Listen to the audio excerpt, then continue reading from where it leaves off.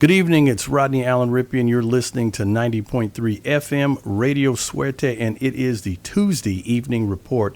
Delta Airlines is reportedly seeking potential damages from CrowdStrike and Microsoft after the global IT outage. This outage triggered widespread cancellations in flights earlier this month. Delta Airlines has hired Boise, Schiller, and Flexer, LLP, a law firm that previously represented the United States government in a landmark antitrust case against Microsoft. This case has not yet been filed, but it seems that Delta plans to seek potential compensation from both CrowdStrike and Microsoft. On the tech world side, industry eyebrows are being raised because of what President and candidate Donald Trump made a definite sweeping statement against Taiwan. President Trump said Taiwan has stole the $500 billion industry from America. But truthfully, insiders are saying that's not so. They said Taiwan grew its own semiconductor industry organically and through foresight, hard work, and personal investment. So they said that you have to give hats off to Taiwan. They really put in the work. They said the father of the semiconductor business is actually 93-year-old Morris Chang. Morris Chang is a Chinese-born American, and he started a company called TSMC back in 1987. He was age 55 when he did this, but he had been working in America in the semiconductor business for quite some time. And back in the day, there were players like INTC, that's Intel, and then MSI, that's Motorola, and I'm sure you guys remember TXN, that's Texas Instrument. Remember the calculators that everybody got? Remember those back in the day? Well, back then, Chang was working with these companies, and then he decided to go a different way with a different business model, and it was revolutionary. And so at the time, nobody was thinking like him, and you have to give credit where credit's due. He built up that industry and he took it that way. So now, America, we got to get back into the semiconductor game. That's why the federal government and educators want to see more young people engaged in tech and STEAM, which is science, technology, engineering, the arts, and math. On to national news. The national debt has topped $35 trillion for the first time in history, and the Congressional Budget Office has said this month the United States government is actually poised to go $56 trillion in debt by 2034, and this is all because of rising spending and interest expenses outpacing tax revenue. Leading President candidate Donald Trump and Vice President Kamala Harris, they have said very little about this, and I'm sure that's going to be a hot topic in the middle of this election. More national news. Wisconsin Apostle Islands could be the next American new national park. That's right. U.S. Representative Tom Tiffany introduced a bill that would designate this area as a national park. He said that this is a new possible tourist attraction. This would be a gem for Wisconsin and the upper Midwest, and he welcomes all in the U.S. to come to this new park and the world. So let's see what's going to happen. Will Wisconsin land the Apostle Islands, though? This is really neat news. On to local news. Simone Biles and Team USA reclaimed the gold. They have done it again. It makes the fourth time that our girls have went to the Olympics and they walked away with gold. Beyond all of the distractions and these crazy attempts to foul up the opening ceremonies there in Paris, our U.S. team girls did it. They brought home the gold, and we're very, very proud of them, and we expect to see more Olympic gold as we move through these Olympic Games. Go USA. More fighting going on. It's the Disney cast members. They were out on strike, but you know what? They put their teamwork together and they were able to ratify a contract that would guarantee a base salary of $24. So, hey, good for them. And they had to let Mickey know, and the mouse say, hey, man, how much cheese do you need? So, hey, Mickey, make sure you share some of that cheese with your work. Current temperatures is 83 degrees. It started out at like 63 this morning. Wednesday is going to be 81. Thursday, 82. Friday, 85 is getting warm again. What's hot in the OC? Duffy Electric Boats. You can even buy one. You can rent them, and you can go down out of the Newport area and cruise around. There's a lot of fun things to do in Orange County. Make sure you check them out. On the entertainment side, Channing Tatum. He revealed how Ryan Reynolds went to bats for him that helped him land his favorite movie, The X-Men. You know, Channing, he had always wanted to play Gambit, and because of Ryan Reynolds being a pal and fighting for him, he was able to get in there and get that role. So let's all learn from this. When you have a stable footing, wherever you are in life, when you trust your gut and you know a person really deserves a shot, why not share the opportunity? So hats off to Ryan Reynolds for looking out for his buddy. On to more entertainment news. Kim Cattrall, she sheds down swirling rumors that she may make another appearance in the upcoming season 3 of Sex and the City franchise. Cattrall said, no,